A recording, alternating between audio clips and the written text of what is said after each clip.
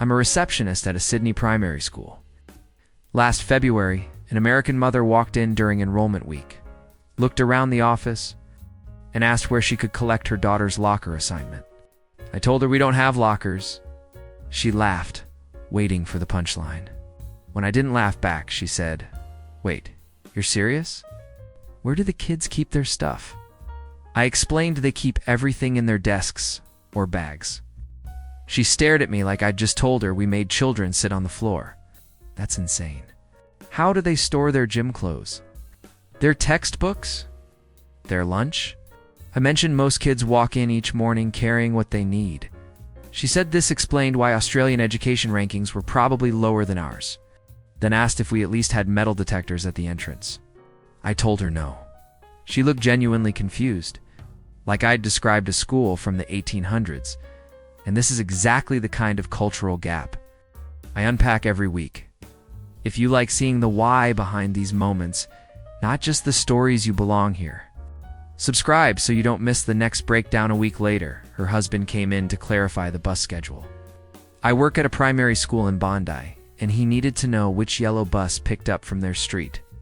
I explained we don't have school buses, that most families walk or drive. He said, "But we live 4 blocks away. You're telling me there's no bus for a 4-block distance?" I confirmed this. He insisted there must be some transportation system for families who work early, maybe a district shuttle. I explained that parents usually walk their kids or arrange carpools. He said, "This is insane.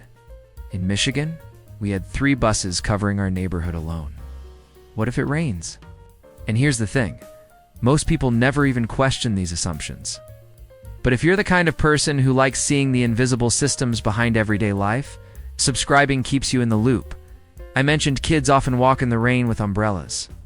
He asked to speak to the principal because this sounds like a liability issue. The American girl started the following week. On her 3rd day, her mother arrived at lunchtime holding a note from the teacher about their daughter not having eaten. She was furious, demanding to know why the cafeteria had turned her child away. I clarified that we have a canteen, not a cafeteria, and it only opens on Mondays, Wednesdays, and Fridays. She said, "What are you talking about? Where do kids eat the other days?" I explained they bring packed lunches from home. She said her daughter had been sitting in class hungry for 3 days because nobody told us we needed to pack food. I mentioned this information was in the enrollment packet. She replied, "I skimmed it, but I assumed canteen was just your word for cafeteria. You're telling me you don't feed the children?" I explained the canteen sells food when open, but most families pack lunches daily. She said, "This is insane. In America, every child gets breakfast and lunch at school. Free. You're making 6-year-olds responsible for bringing their own food." I'm a school uniform shop manager in Perth. An American father walked in last March holding his son's enrollment papers and asked where the casual clothes section was.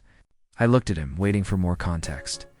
He clarified, "You know, like jeans, hoodies, normal stuff kids wear to school." I explained this is a uniform shop, that all students wear the school uniform daily. He laughed, saying, "Yeah, obviously for special occasions or whatever. But where's the regular stuff?" I told him there is no regular stuff. That uniform is mandatory every single day. He went completely silent, then said, "You're joking. This is a public school. You can't force kids to dress the same." I explained that nearly all Australian schools, public and private, require uniforms. He said this was dystopian and asked how much it would cost. I quoted around $300 for the basic package. He said, $300 for clothes? My kid can only wear to one building. In the States, you just wear whatever you own. This is a scam.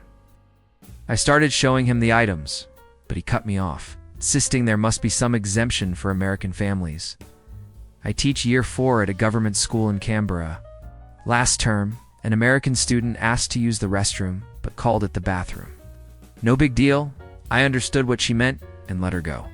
The next day, her mother emailed asking why I'd told her daughter off for saying bathroom. I replied that I hadn't, that I simply directed her to the toilets. The mother responded, "Why are you calling them toilets? That's really crude. We say restroom or bathroom in America because it's more polite." I explained that in Australia, we just call them toilets. that it's the standard term and nobody considers it rude. She wrote back, "This is exactly the problem. You're teaching children to use vulgar language instead of proper terms.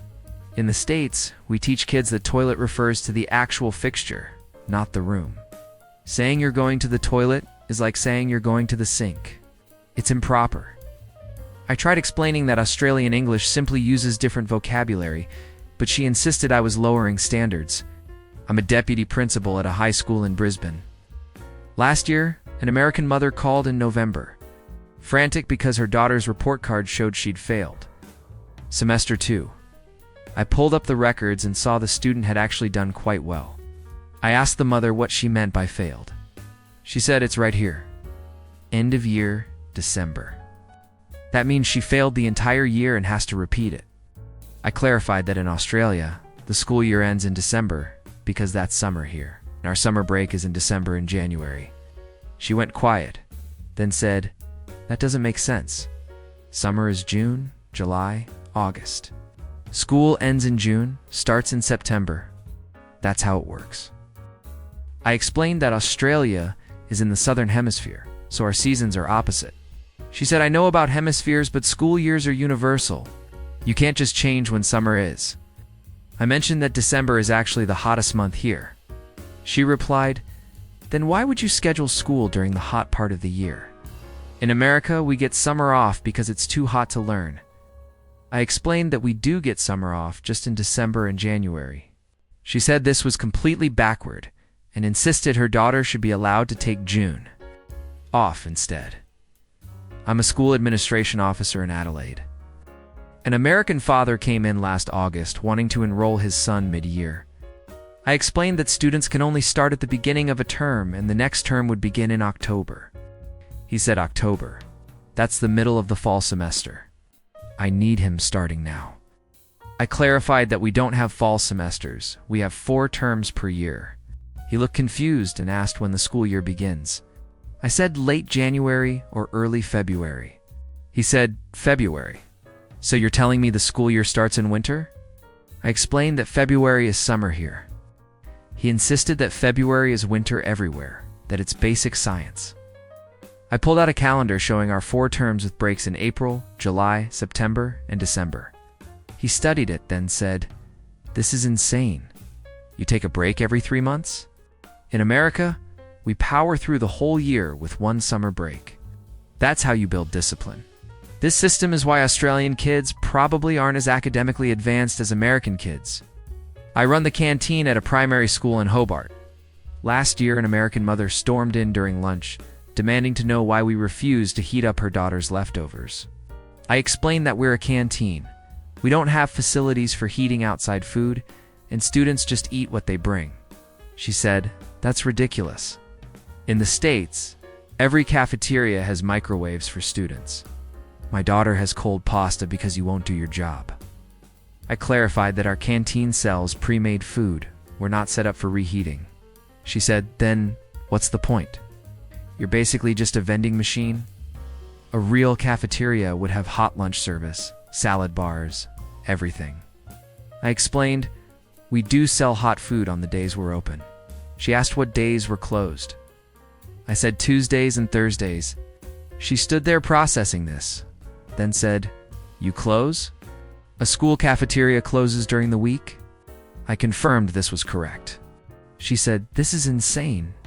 In America, cafeterias are open every single day because children need to eat every single day. What kind of system just decides kids don't deserve food on Tuesdays?" I'm a parent volunteer at a Melbourne primary school. Last term, an American mother asked me where the cafeteria seating was because her daughter wanted to eat inside. I explained kids eat outside under the covered area.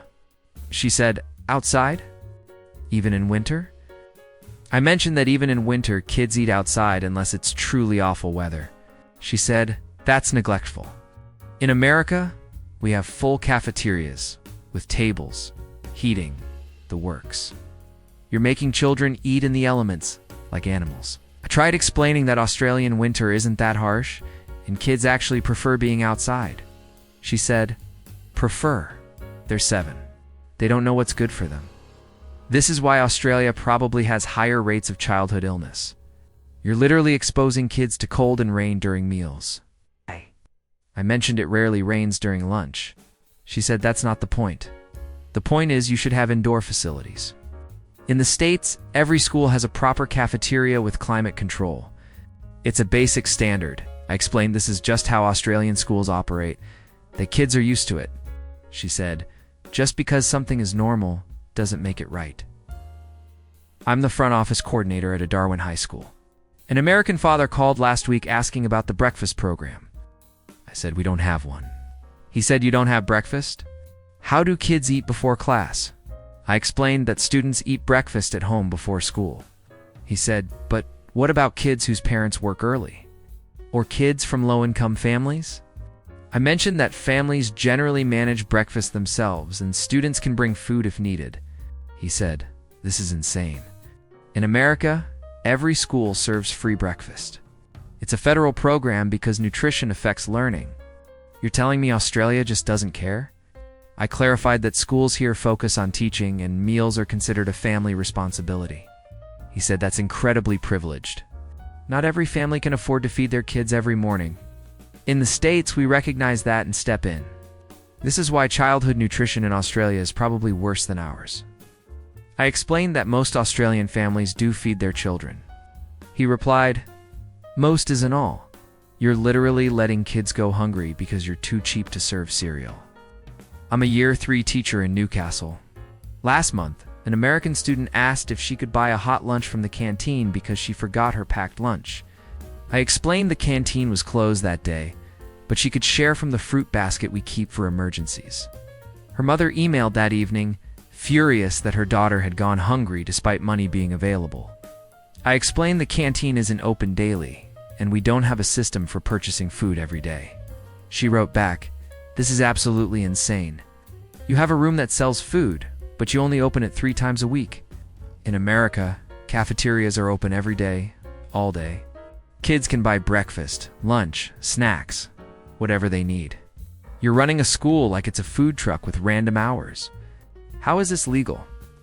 Children have a right to nutrition. If my daughter forgets her lunch in the States, she'll just buy something. Here, you made her eat a piece of fruit like she's in a third world country.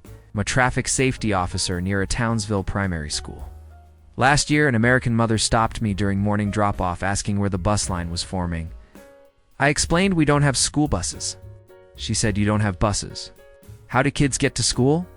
I said, most walk or get driven by parents. She looked around at the dozens of parents walking kids through the gates and said, this is insane. In America, we have buses for every neighborhood. You're making hundreds of parents drive or walk every single day?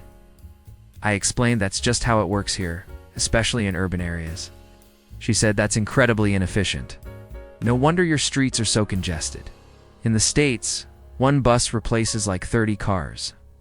This system is terrible for the environment and for working parents. What if both parents work early shifts? I mentioned some families carpool or use before-school care. She said, so you're making parents pay extra for something that should be free. In America, buses are part of public education. Everyone gets one. This is why Australia's education system is probably ranked lower. I'm a school registrar in Cairns. Last week, an American mother came in absolutely defeated after her first month in the Australian system. She said, I just don't understand how this works. No buses, no cafeteria, uniforms everywhere, kids eating outside in the rain. In America, we have systems. Structure. You've built something that seems designed to make everything harder. I explained that Australian families see these things differently. That packed lunches and uniforms are just normal parts of school life here. She said normal doesn't mean good. In the States, we've figured out how to feed kids, transport them, and let them express themselves all at once. You've made parents responsible for everything, and you call it a system. I mentioned that most Australian families manage fine and actually appreciate the structure. She stared at me for a long moment, then said, I'm sure you do. But coming from a place where school is designed to support families, not burden them, this feels 50 years behind. She signed the forms, but I could tell she'd never quite adjust to the Australian way.